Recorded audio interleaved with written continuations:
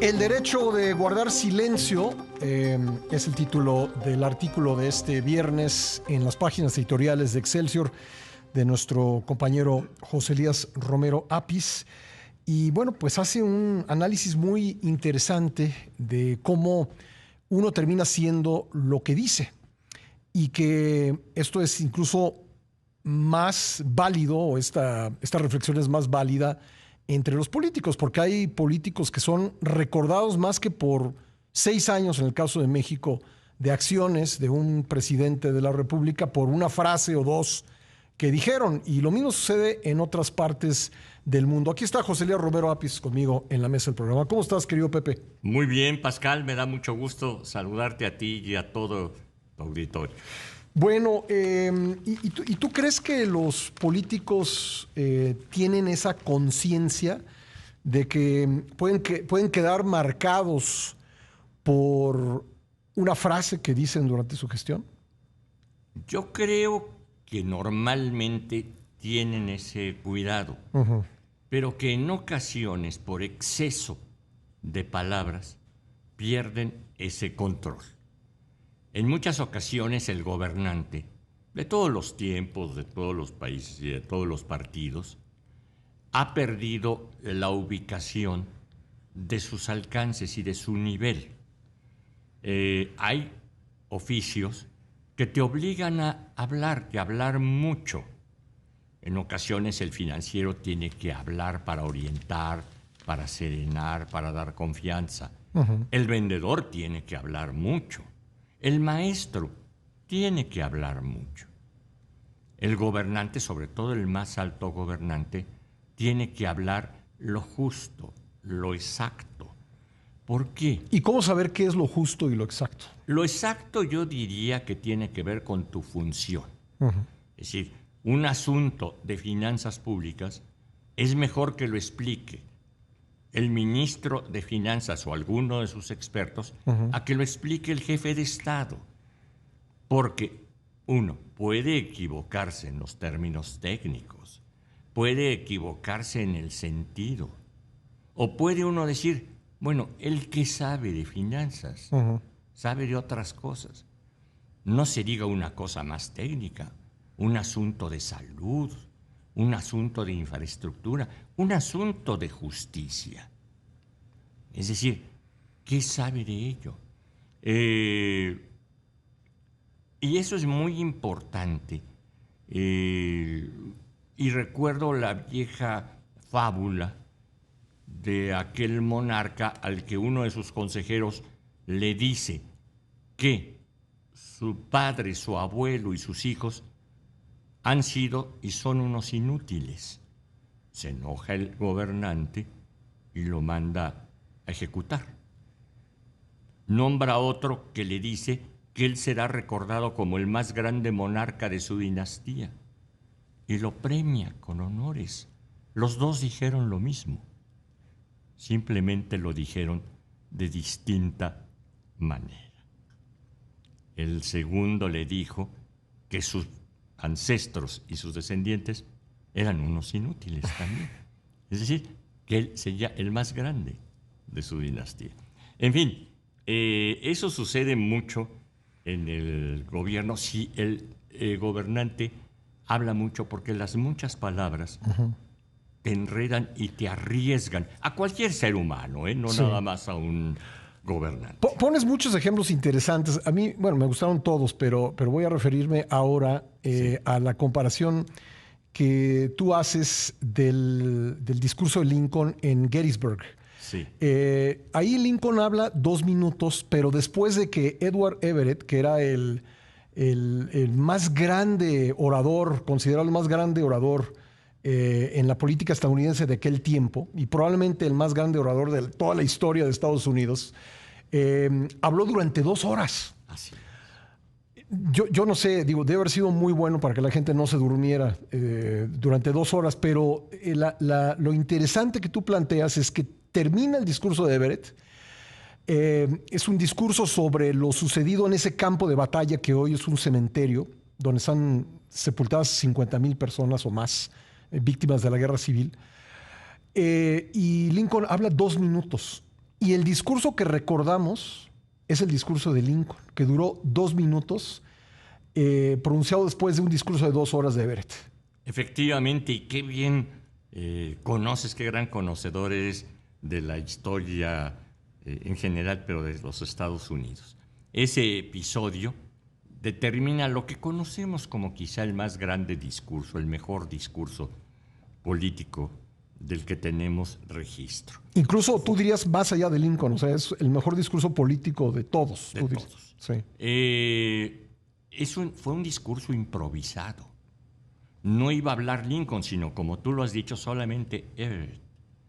Pero alguien se dice que el propio general Grant le dijo: señor presidente, este es un asunto de gran dolor para la nación. No merece un gran orador, sino el homenaje del jefe de la nación. Hable, por favor. Y Lincoln se toma 2 minutos para decir ese enorme discurso que es de dolor, porque la nación está deshecha, que es de esperanza, porque les dice que se van a reconstruir, es de análisis, porque les dice que van a surgir un nuevo Estados Unidos, no el anterior, sino uno nuevo, como realmente fue. Y le advierte a todos los demás de todos los tiempos, y que esta va a ser la mayor potencia del planeta. Y nunca vamos a desaparecer. Es decir, tiene historia, tiene lamento, tiene esperanza y tiene profecía. En 2 minutos. Pues sí, y eso demuestra que muchas veces los políticos, los mandatarios están enamorados de su propia voz, ¿no? Exactamente. Y pueden pues hacer algo que tú dices en tu texto que es muy pernicioso, que es hablar por hablar. Y hemos tenido en la historia, tú los mencionas, presidentes que han sido muy ahorrativos con sus palabras, que prácticamente no hablaban, y de hecho yo agregaría, había un tiempo en que el presidente de la República poco aparecía en público. Sabías que estaba ahí, Sí. pero no necesitaba demostrar que estaba ahí, lo hacía sentir. Y lo hacía sentir poniendo a hablar a sus colaboradores sobre temas específicos, ¿no? Pero también tenemos muchos ejemplos de presidentes que han hablado de más. Tú mencionas, digamos, de los años pasados a José López Portillo, y mencionas algo que ya se volvió costumbre de 2018 para acá, que es la conferencia mañanera en la que escuchamos al presidente, en este caso la presidenta, hablar durante 2 horas o más todos los días. ¿Eso qué riesgos tiene hacer eso? El riesgo, en primer lugar, de abordar temas que no están necesariamente a tu alcance. Nadie es un enciclopedista, Pascal. Tú generosamente me invitas aquí a hablar de lo que yo medianamente puedo hablar, pero no me invitas a hablar de deportes, porque quién sabe qué nos resultaría. No me invitas a hablar de salud, porque quién sabe qué nos resultaría. Es decir, si yo me pongo a hablar de lo que se me ocurre, no nos va a ir bien. Entonces, eso es el cuidado que tiene que tener el gobernante, y hay algo en lo que el gobernante es insustituible. Si tiene que hablar del Estado, si tiene que hablar del futuro, si tiene que hablar del pueblo, solo hay un orador legitimado para hacerlo. Ninguno de sus secretarios, ninguno de sus ayudantes, solamente el jefe del Estado.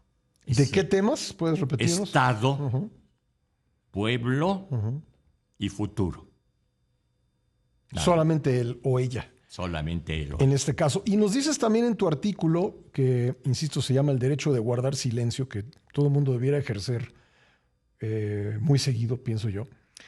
Pero nos hablas de cómo presidentes quedaron marcados por una frase. López Portillo por la defensa del peso como un perro, ¿no? Sí. Ernesto Zedillo por la frase no tengo cash. Así es. Vicente Fox por la frase lavadora de 2 patas. Así es. Son algunas de las frases que lo recordamos más esas frases que una gestión de 6 años, ¿no? Sí. Y en el caso de Andrés Manuel López Obrador, una frase que pues mencionó, no solamente mencionó con frecuencia, sino que la hizo una política pública, que es la de abrazos, no balazos. Y que Quedó ahora, marcado por esa frase. y ahora tiene una respuesta también de política, que la dice el presidente Donald Trump. El epicentro de los carteles. Que lo dijo el pasado fin de semana en Florida al hablar ante mandatarios de varios países del continente, países que son gobernados por políticos de derecha, dijo que México era el epicentro de la violencia de los cárteles. Esas dos frases están ligadas indisolublemente. Abrazos no balazos, vis a vis el epicentro de los cárteles. Así son las cosas y así son las palabras en la política. Y nos regalas una anécdota, porque bueno, tú siempre lo mencionamos aquí, tienes una triple faceta, diría yo. Eres maestro, eres profesor universitario, pero también eres abogado litigante, abogado constitucionalista y abogado penal, y has sido político. O sea, tienes esas 3 facetas en tu vida. Y nos relatas una de ellas que tiene que ver con saber hablar y saber callar, que te ocurrió cuando eras servidor público, cuando trabajabas en la Procuraduría General de la República, y preferiría que tú mismo seas quien la relate a nuestra audiencia. Efectivamente, en un asunto de interés nacional muy grave, tuve que acudir al Congreso de la Unión para ilustrar al Congreso lo que estaban siendo... ¿Te mandaron llamar? Sí, me mandaron llamar. Sí. Nuestros trabajos en el área de procuración, en lo que se llamaba Procuraduría General de la República, hoy Fiscalía. Y una investigación tan compleja, muy compleja, solo se le podía explicar a técnicos, abogados. Difícilmente se podía explicar en un breve lapso, media hora, 1 hora, a un congreso. Lo que hice fue hablar poco, pero no ocultar información. Nada de que esto es seguridad nacional, nada que esto es reservado, todavía no había esas normas, sino esto está a disposición de esta soberanía nacional. Y aquí entrego físicamente todos los expedientes. Eran más o menos unas 80,000 fojas en 130 tomos que se entregaron físicamente, y las copias que hubieran sido necesarias al Congreso de la Unión, y una vez que las leyeran, yo estaba desde luego a disposición de la soberanía nacional para discutir el asunto. ¿Cuántas cajas contenían esos documentos? Eran más o menos, me ayudaron a llevar 15 plataformas que llevaban las cajas, quizá 4 cajas cada plataforma, serían unas 60 cajas. Ahí no se ocultó una sola página, un solo renglón. No se tachó nada, no se arrancó ninguna página, para que la soberanía estuviera, como tiene derecho a estar, debidamente informada. ¿Y alguien las leyó? Creo que no, Pascal. Creo que no. Además, eran cosas técnicas. Revisar una averiguación previa a una carpeta de investigación es como revisar 80,000 radiografías. No todos la saben leer.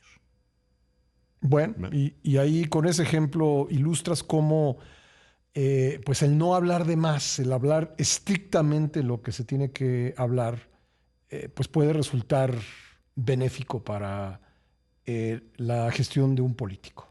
Es muy benéfico, es muy, muy benéfico. Pero ahora, ¿cómo, para acabar, tenemos un minuto nada más, cómo se sale, si ya se volvió costumbre que el presidente, en este caso la presidenta, hable todos los días y hable durante 2 horas? ¿Cómo salirse de ese círculo? Es decir, ¿el próximo presidente o presidenta de la República va a poder dejar de hacer eso? Quizá no, pero que hablen otros. abre el espacio, préstales la tribuna. Si quieres, préstales el salón tesorería. Dale sillas a las gentes del medio para que estén cómodos. Y que no necesariamente el presidente o presidenta esté ahí físicamente. Y que hable el encargado de las cosas. El encargado de las cosas es quien debe informar a la opinión pública. Es a quien se le pueden hacer las preguntas e incluso, no necesariamente a él, reclamarle. Pues sí, porque luego los presidentes que hacen, y gobernadores, porque muchos gobernadores ya imitan eso, ¿no? Sí.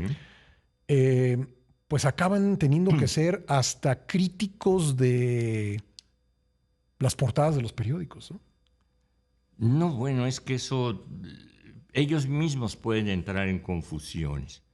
Me ha tocado ver que algún gobernante le reclama a un medio, a un periódico, lo que dijo el otro. Suele suceder. Sí, se les confundieron las primeras planas. Suele suceder. Gracias, Pepe. Muchas gracias a ti, Pascal, y muy buen fin de semana para todos. José Elías Romero Apis, vamos a